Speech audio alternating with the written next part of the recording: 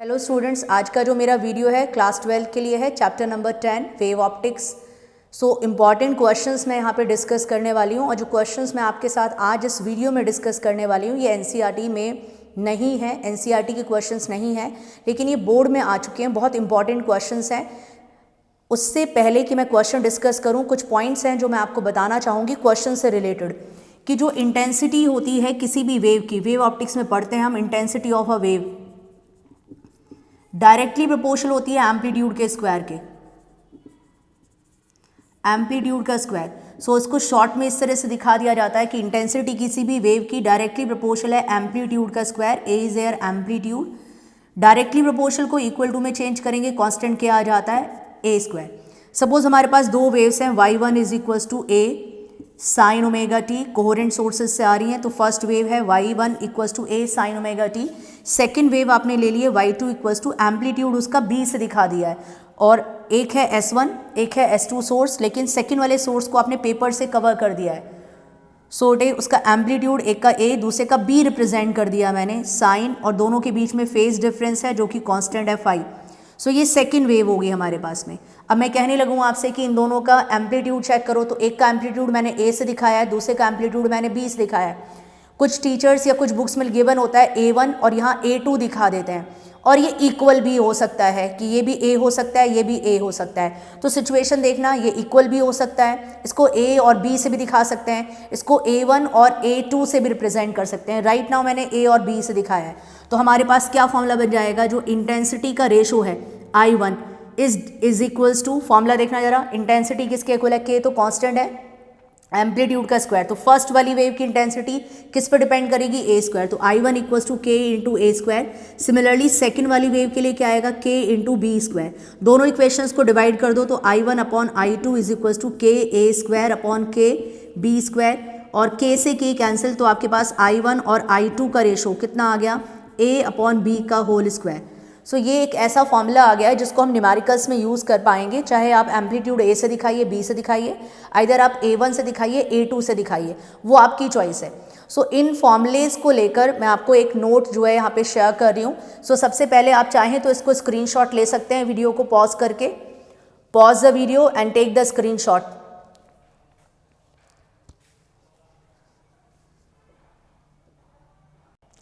तो हम एक फॉर्मूला लिख रहे हैं यहाँ पर जो बहुत सारे फॉर्मूलेज क्वेश्चंस में काम आएगा, W1 upon W2।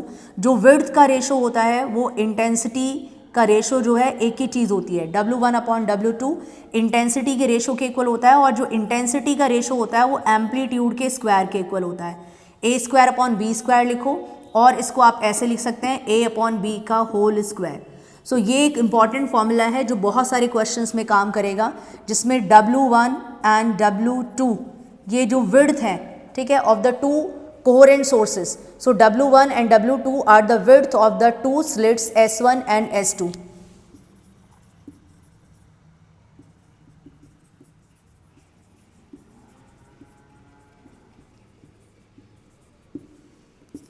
S1 and S2, and S1 and S2 are coherent sources.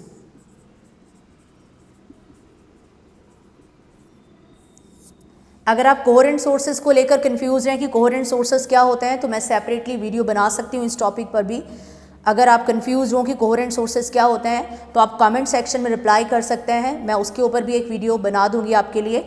लेकिन सबसे पहले इसको आप स्क्रीनशॉट लीजिए, वीडियो को पॉज करिए एंड टेक द स्क्रीनशॉट।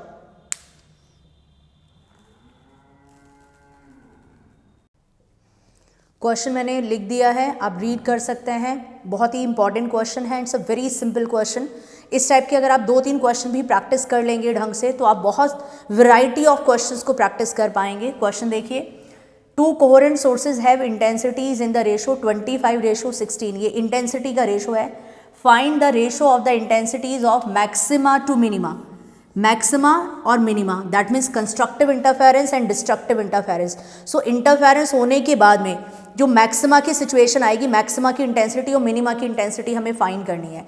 तो पहले तो सोल्यूशन के अंदर देखते हैं, गिवन क्या है, इंटेंसिटीज का रेशो I1 अपॉन I2 आपको दे रखा है, रेशो कितना है 25:16। फाइंड क्या करना है, maximum intensity to the minimum intensity, maxima और मिनिमा का रेशो आपको फाइंड करना है।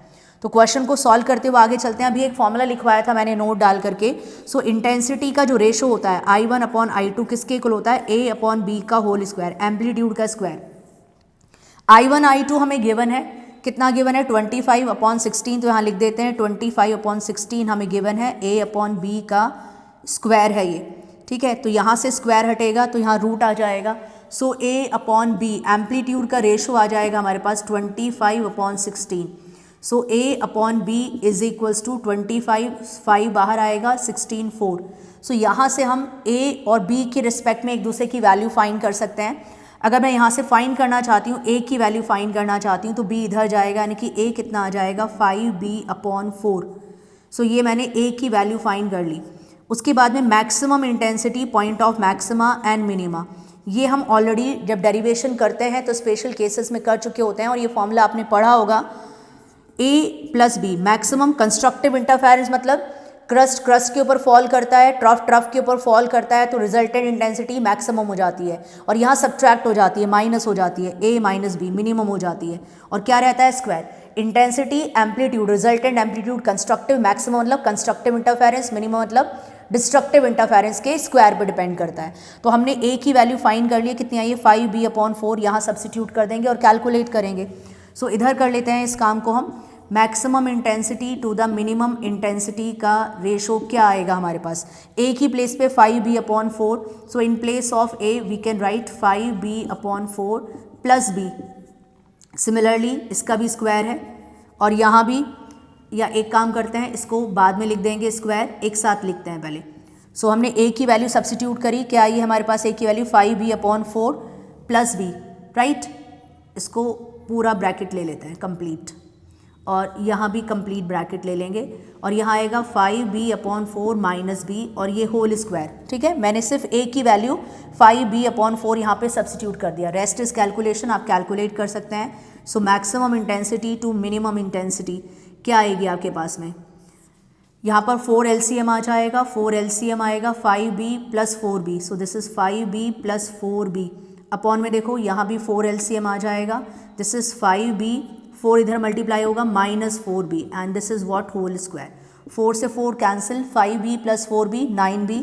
So maximum intensity to the minimum intensity का जो रेशो में फाइंड करना था ये आ गया हमारे पास में 9B अपॉन 5B - 4B, सिर्फ B रह जाएगा होल स्क्वायर, B से B कैंसिल, 9/1 आ गया आपके पास में। 9 का स्क्वायर और 1 का स्क्वायर, अब जानते हैं आंसर क्या आ जाएगा 81/1, ठीक है। सो ये रेशो आ गया हमारे पास 81/1, मैक्सिमा टू मिनिमा, ठीक है। मैक्सिमम इंटेंसिटी और मिनिमम इंटेंसिटी का रेशो क्या आया है 81/1। होपफुली ये क्वेश्चन क्लियर हो गया होगा आपको। अब चाहते हैं तो बेटा स्क्रीनशॉट ले लीजिए इसका, अदरवाइज क्वेश्चन को लिखने के बाद में कैलकुलेशन खुद करना। सो मैं एडवाइस करूंगी आपको, आपने एक बार देख लिया मैंने आपको क्वेश्चन कैसे कराया है, उसके बाद में आप क्वेश्चन लिख लेना, वीडियो को पॉज करके सोल्यूशन खुद ट्राई करना, तभी आप क्वेश्चंस को अपने आप अटेम्प्ट कर पाओगे। अदरवाइज क्वेश्चन चेंज होके आते हैं, उसके बाद बच्चों को डिफिकल्टी होती है क्योंकि वो एज सच कॉपी कर लेते हैं। मैं कॉपी करने के लिए नहीं बोल रही हूँ, मैंने कहा वीडियो को वॉच करिए, then write the question and then solve it yourself, okay? So screenshot ले लीजिए so that you can write the question.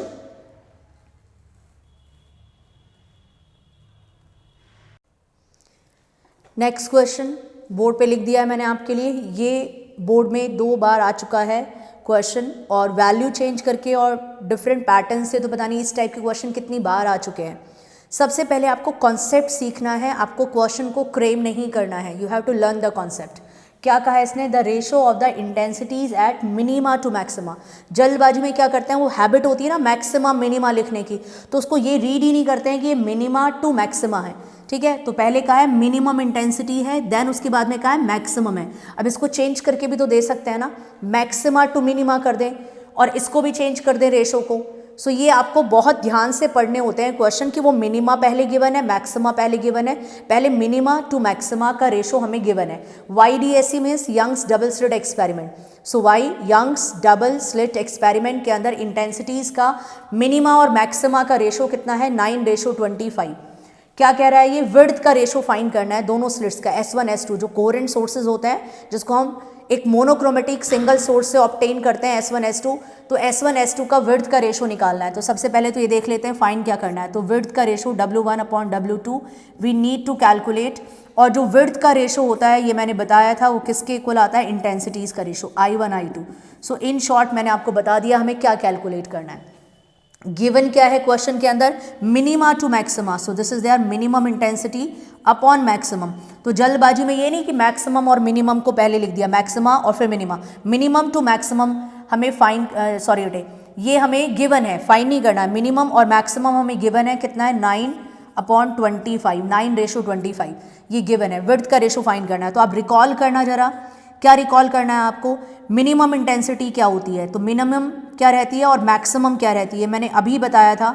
Minimum destructive interference के अंदर आती है जब एक वेव का क्रस्ट फॉल करता है दूसरी वेव के ट्रफ पे, तो उसमें रिजल्टेंट इंटेंसिटी डिक्रीज हो जाती है। और मैक्सिमा कंस्ट्रक्टिव इंटरफेरेंस के केस में आता है जब एक वेव का क्रस्ट दूसरे वेव के क्रस्ट पे ही फॉल करता है, या एक वेव का ट्रफ दूसरे वेव के ट्रफ पे फॉल करता है। सो ये चीज़ ध्यान रखना है, मिनिमम का मतलब है A माइनस बी और मैक्सिमम का मतलब है A प्लस बी। अब वो चाहे मैक्सिमा इसको रेसिप्रोकेट करके लिख दो, ये होल स्क्वायर। सो इंटेंसिटी का रेशो रिजल्टेंट एम्पलीट्यूड का क्या होगा, स्क्वायर होगा, राइट। अब यहाँ देखते हैं हमें क्या गिवन है, मिनिमा और मैक्सिमा कितना दे रखा है, 9/25। तो मैंने ये मिनिमा और मैक्सिमा चेंज कर दिया, यहाँ माइनस है यहाँ प्लस है। सो ये हमारे पास में क्या है result, A minus B upon A plus B का होल स्क्वायर।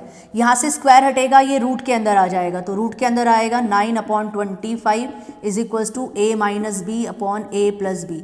ये रूट से बाहर ले लेंगे, 3/5 आ जाएगा A minus B upon A plus B. Rest is calculation, calculate करेंगे इसको, A और B की वैल्यू फाइंड कर लेंगे। क्रॉस मल्टीप्लाई करें सबसे पहले तो 3A के साथ में 3B के साथ में, this is 3A plus 3B। 5B इधर क्रॉस में मल्टीप्लाई होगा, 5A माइनस 5B। A की टर्म को एक साइड में लेंगे, B की टर्म को एक साइड में लेंगे। सो A इधर लेते हैं, B इधर ले आएगा, तो दैट मीन्स 3B, ये माइनस 5B है, इधर आके प्लस हो जाएगा, प्लस 5B, राइट। ये 5A है और A 3A इधर लेंगे, माइनस 3A, ये आ जाएगा 5 plus 3 that is 8। 8B is equals to 5A minus 3A 2A। So A upon B का रेशो निकाल लेते हैं, 2 अपॉन में आ जाएगा 8 के, 8/2 is equals to A upon B, right. इसको सिंप्लीफाई कर देते हैं 4 times, that means A upon B का जो रेशो है वो कितना आ गया, 4:1। और इसी की तो हमें रिक्वायरमेंट थी, बिकॉज जब हमारे पास एम्पलीट्यूड का रेशो आ जाएगा तो इंटेंसिटी का रेशो तो एम्पलीट्यूड के स्क्वायर पे डिपेंड करता है। सो A अपॉन B आ गया, एम्पलीट्यूड का रेशो आ गया है दोनों सोर्सेज का, S1 S2 दोनों कोहेरेंट सोर्सेज का। सो इसका स्क्वायर कर देंगे तो इंटेंसिटी आ जाएगी, और इंटेंसिटी आएगी तो विड्थ आ जाएगी, तो I1 अपॉन I2 क्या होगा, A अपॉन B का whole square. So that is 4/1 का होल स्क्वायर, यानी कि I1 अपॉन I2 कितना आ गया, 16/1। सो जो विड्थ का रेशो है W1 अपॉन W2 कितना आ गया, 16:1, दैट इज 16:1, फाइनल आंसर। अब चेक कर सकते हैं, बहुत ही सिंपल सा क्वेश्चन था, इंटरेस्टिंग भी हैं क्वेश्चंस जो हैं, ऐसा नहीं है डिफ़िकल्ट है क्वेश्चंस।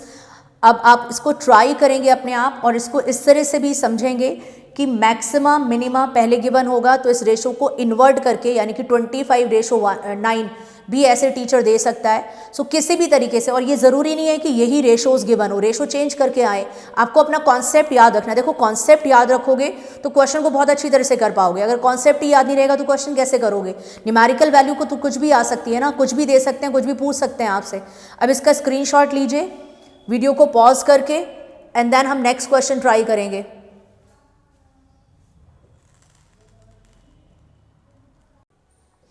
नेक्स्ट क्वेश्चन मैंने लिख दिया है बोर्ड पर, आप रीड कर सकते हैं क्या क्वेश्चन गिवन है। If the 2 slits in YDAC, again Young's double slit experiment, है width in the ratio. Width का रेशो मैंने क्या बताया था बिल्कुल स्टार्टिंग में, अगर वीडियो के आप जाते हैं तो जो विड्थ का रेशो होता है that is equal to the intensity ratio, और जो इंटेंसिटी का रेशो होता है वो एम्पलीट्यूड के स्क्वायर के डायरेक्टली प्रोपोर्शनल होता है, और एम्पलीट्यूड के स्क्वायर पे डिपेंड करता है। तो सारी चीज़ जब दिमाग में आप उसको करेक्टली फीड करके रखते हैं तो वो आपको याद रहता है कि आपको क्या गिवन है, क्या आपको फाइंड करना और क्या रिलेशन आता है दोनों के बीच में।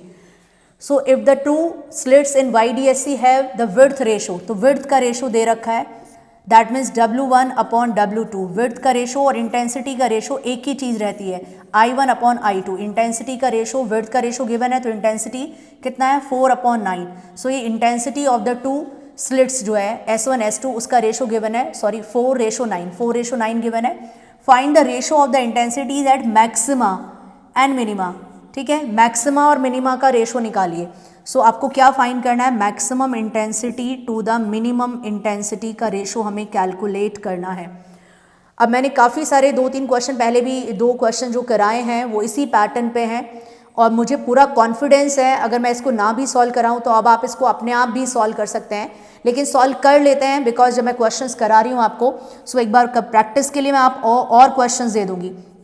Maximum intensity to the minimum intensity का फॉर्मूला क्या रहता है, अगेन फिर रिमाइंड कराती हूँ आपको। मैक्सिमम क्या रहता है, इंटेंसिटी मैक्सिमम मिलती है हमें in case of constructive interference. What is constructive interference, पहली बात तो what is interference, redistribution of light energy, ठीक है। तो एनर्जी का दोबारा से रीडिस्ट्रीब्यूशन होना और कुछ पॉइंट्स पे उसका इंक्रीज हो जाना, जहाँ पे ब्राइट बैंड बोलते हैं हम, मैक्सिमा की पोजीशंस आती हैं, कुछ पॉइंट्स पे उसका डिक्रीज हो जाना जहाँ पे हम उसको बोलते हैं डिस्ट्रक्टिव, और डार्क बैंड की उसके अंदर कंडीशन आती है। सो ऐसा law of conservation of energy के अकॉर्डेंस होता है, यानी कि according to the law of conservation of energy law भी फॉलोड होता है इसके अंदर। जितने पॉइंट्स ऐसे होते हैं जो मैक्सिमा के मिलते हैं उतने एग्जैक्टली पॉइंट्स होते हैं मिनिमा, यानी कि ओवरऑल इसके अंदर जितनी एनर्जी इंक्रीज होती है at the positions of maxima उतनी ही एनर्जी डिक्रीज हो जाती है at the positions of minima. So maxima minima, maximum means A plus B and minima means A minus B, और एम्पलीट्यूड का स्क्वायर इंटेंसिटी का रेशो आ जाता है। तो ये हमें मैक्सिमा मिनिमा फाइंड करना है। सो हम यहाँ से सॉल्व करते हैं क्वेश्चन को। गिवन क्या है, तो गिवन से देखिए इंटेंसिटी गिवन है 4:9 और इंटेंसिटी एम्पलीट्यूड के स्क्वायर पर डिपेंड करती है। सो चाहे तो पहला स्टेप इंटेंसिटी ही लिख लेते हैं, I1 upon I2 is equals to 4/9 हमें गिवन है, राइट। तो इंटेंसिटी का रेशो हमें दे रखा है, so that means A upon B का होल स्क्वायर हमें गिवन है कितना है 4/9। सो A अपॉन बी कितना आ जाएगा, under root of 4/9। So A और B एम्पलीट्यूड का रेशो मिलेगा हमें 2:3, ये एम्पलीट्यूड का रेशो आ गया 2:3। यहाँ से A की वैल्यू निकालो या B की वैल्यू निकालो, जैसे भी आप चाहते हैं। अगर हम A की वैल्यू निकालते हैं यहाँ से तो 2B, this is 2B upon 3, ये आ गई, A की वैल्यू आ गई है। So maximum intensity to the minimum intensity का रेशो क्या है हमारे पास में, A plus B upon A minus B का whole square. So A plus B upon A minus B का होल स्क्वायर, और इसको हम कैलकुलेट कर लेते हैं, क्या आंसर आएगा हमारे पास में। So maximum intensity to the minimum intensity is equals to, A की वैल्यू सब्सिट्यूट करिए जो आपने B के रिस्पेक्ट में फाइंड किया, क्या फाइंड किया 2B अपॉन 3, तो A की प्लेस पे रख देंगे, ये क्या आएगा 2B upon 3 plus B upon में 2B upon 3 minus B, and this is what whole square. So maximum intensity upon minimum intensity क्या आ जाएगी हमारे पास में, यहाँ पे इसकी कैलकुलेशन रह गई है, सिर्फ 3 LCM लेंगे। सो this is 2B plus 3B, यहाँ भी 3 LCM लेंगे, 2B minus 3B whole square. So maximum intensity to the minimum intensity का रेशो क्या आ जाएगा, 3 से 3 कैंसिल, ये 2B plus 3B that will be 5B, 2B minus 3B minus B का होल स्क्वायर, B से B cancel. So maximum intensity to the minimum intensity का ratio अब देख सकते हैं क्या आ रहा है हमारे पास में, 5/-1, ठीक है, और स्क्वायर करेंगे, 5 का स्क्वायर क्या आएगा 25, माइनस 1 का स्क्वायर 1 ही आ जाएगा, दिस विल बी 25, जब कर दिया टे मैंने 25/1, दैट इज आंसर क्या आ गया 25:1। सो मैक्सिमम इंटेंसिटी और मिनिमा, सो मैक्सिमा मिनिमा का रेशो हमारे पास क्या आया 25:1। सो सिंपल से क्वेश्चंस थे लेकिन इंपॉर्टेंट क्वेश्चंस थे, बोर्ड में आ चुके हैं काफ़ी बार इस टाइप के क्वेश्चंस। तो सबसे पहले तो इसका स्क्रीनशॉट लीजिए, वीडियो को पॉज करिए, टेक द स्क्रीनशॉट।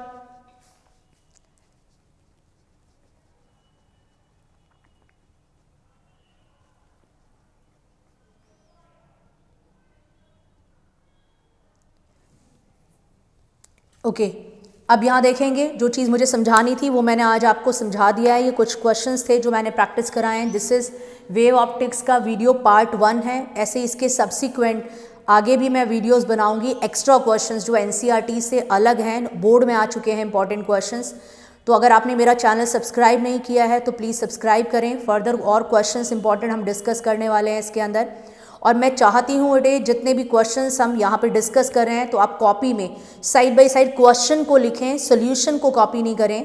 सोल्यूशन को सिर्फ वीडियो को वॉच करें, then try to do it yourself अपने आप, बिकॉज अगर आप जितना प्रैक्टिस करोगे उतना ज़्यादा आप परफेक्ट होते जाओगे। फिजिक्स जैसे मैथ्स के अंदर आप रिटन प्रैक्टिस करते हो, इसी तरह से रिटन प्रैक्टिस करनी होगी। होपफुली आपको वीडियो समझ में आया होगा, ठीक है। और अगर आपको समझ में आए हैं क्वेश्चंस जो मैंने डिस्कस किए हैं, then please like the video and share this video also.